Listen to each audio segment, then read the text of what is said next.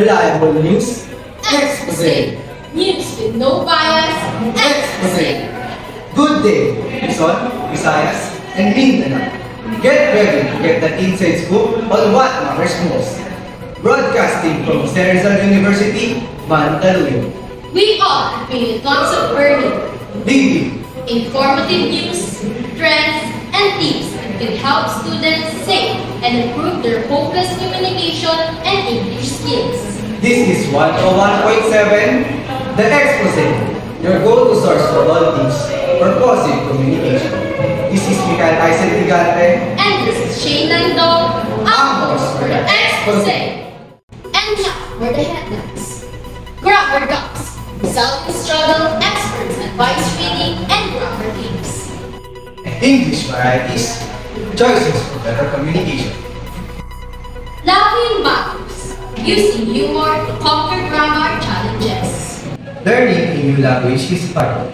So let's hear from the students of Rizal University about their struggles in learning and speaking the English language, as well as the tips of the experts on how to improve. Here's Chris Quaresma for the full details.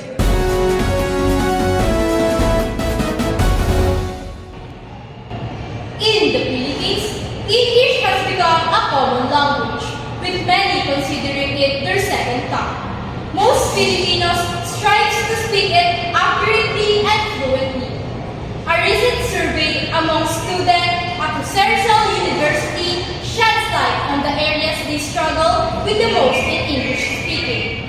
Out of 10 students surveyed, 6 admitted struggling with grammar. 3 cited vocabulary as their main challenge, while pronunciation ranked the least problem. Most of the time, I struggle speaking with other people because I am not good with grammar. That is why I am trying my best to master it. Grammar is important so I can convey the message I want to say accurately and avoid misunderstandings. And of course, if I learn it more, it will surely give me confidence to converse with others using the English language. Experts suggest that reading English books frequently can significantly improve grammar by familiarizing learners with sentence construction and syntax. Additionally, using grammar game applications is recommended as a fun way to enhance grammar skills and expand vocabulary.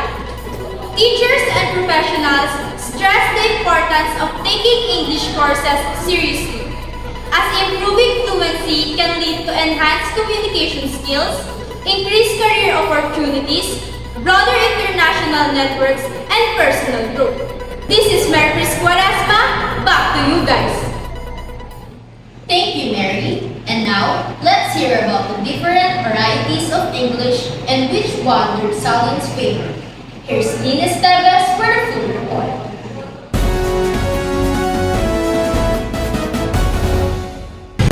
Knowing the significance of English, it is used by many people in the Philippines, since they believe that it is necessary for efficient communication. This is because English is usually used in a variety of professions, including education, business, media and entertainment, technology, information, and more. Students at Rizal University had just answered a survey revealing their preferences among a variety of English.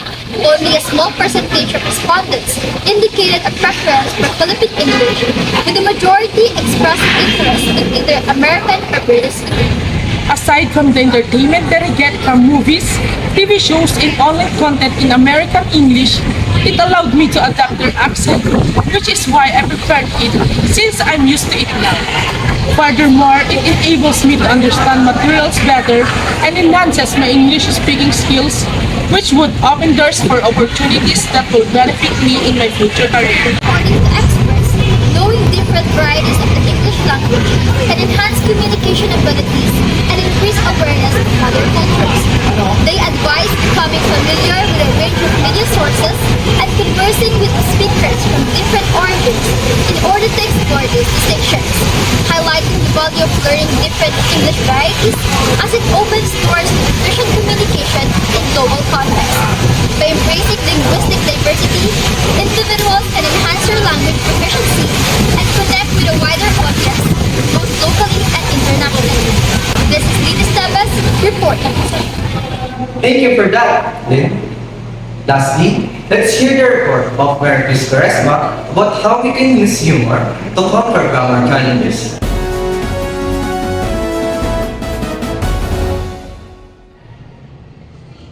This is Marcus Jane S. Quaresma reporting live from Rizal University with an update on an issue that's been causing quite a buzz.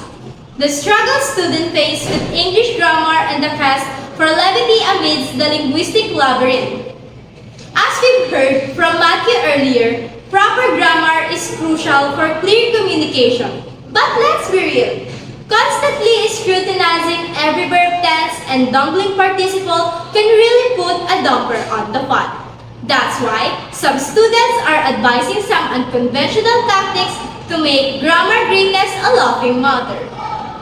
I tried to come up with a pun about dumpling modifiers, but I'll spare you the suspended clause. Instead, let's hear from a student who overcame the struggles of grammar by using humor here at Rizal University, injecting some much-needed humor into the grammar grind. One of my favorite methods is having a casual conversation with my friends, with intentionally ungrammatical sentences or paragraphs. The more outrageous, the better. Then we analyze what rules are broken and why it's so delightfully cringeworthy. Yeah, and in this way we learn better in fun ways without having to stress ourselves out. We will just casually talk and correct each other's mistakes and laugh about it. Both of you are right. It is fun to play with grammar, and the more often we use it, the more often we learn about it. If I were tasked with entertaining an audience through a grammar themed humorous talk, I'd definitely lean into the absurd. I'll begin with some witty wordplay like, I'm reading a book about anti-gravity. It's impossible to put down. Then I move on to the sharing some side-splitting example of real-life grammar gaps from instruction manuals, menus, you name it. Laughter is the best medicine, especially when you're in a coma induced by all those rules. But perhaps, my secret sauce would be improvising some grammar-themed improved games with audience volunteers. Can you imagine the hilarity of a group scene where every line has to flagrantly dangle a participle? I'd be a prescription for split sides. The key is making light of something that can feel stuffy and overwhelming. With a healthy dose of humor, even the shyest grammaphobes might find themselves more at peace in particular.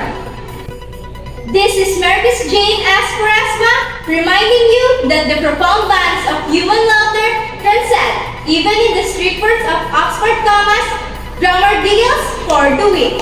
Back to you in the studio. Today's news is truly informative. But before we end, I have a joke for you, Shane. Alright, let's hear it. Why did the purposive communicator become a shepherd? Why? Because they knew how to spice up their messages. You're hopeless, Tyson. Hey, I know you like my joke. Anyway, I'm Mikael Eisen Gigante. I am Shane Lendo. Your anchors for the expose. Your go-to source for all things purposive communication.